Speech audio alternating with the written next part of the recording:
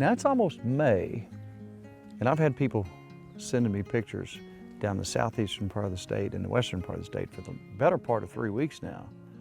But here in Shelby County, Rick Hill just called me and said, "Farmer, here they are," and here they are. There you are. So you know, you've been looking for these a long time. I've got a farm just over the hill. Right, very close. Nothing, Right. zero, Right. ever. Mm-hmm. So what do you think it is? You know, people ask you for the magic place. How do you find those? Where are they going to be? Are they around poplars? Are they around Mayapples? I've heard they're around this, that. They're around beech trees.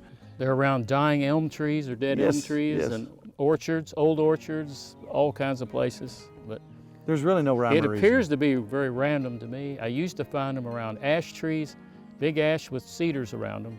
And when the ashes died from the emerald ash borer, then I didn't find them there anymore. But then I happened upon them in thick areas of overgrown field under the cedars, like where it's real mossy, a little bit of grass and moss, heavy shade. Yeah. And I started finding some.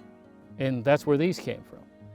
Now, last year we showed you a diagram. People, they're not common, but people say, what's the difference between a morel, an edible morel, or a false morel? Now, a false morel, if you look in this diagram, it's got a cottony, fibrous stem that's not hollow. If you cut these down the middle, they're hollow all the way through, including the stem. Yeah, they're very hollow. I mean, you can see right in them.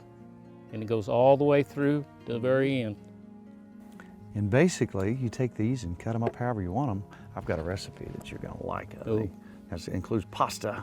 Oh, sounds good. Sounds really good. Yeah. But you know what, Rick? You know, as people look around in nature, when you take a walk through the woods, and you know, as a kid growing up in Fish and Wildlife, you know, I had you say, "Hey, farmer, you know what this is?" And you, plus old timers when I was back in Carter County as a kid, they would point out things, and I would remember that. Right. They'd have a lot of knowledge. Yes. So they were really good to talk to learn. And you know, some of the guys at Fish and Wildlife, Doc, remember Doc? Oh, Doc Williams. Knew everything. One of my favorite people. Yeah. When you go to the woods, don't you like to look at the ground and say, "Okay, I know what kind of flower that is"? Oh, sure. Don't you like to hear a bird and say, "Okay, I know exactly what that is"? The more a sportsman or outdoors of any type knows about the flora and fauna and everything around them, the more they enjoy it. And we're going to do something right now. All right, listen. Let's see if we can hear a bird.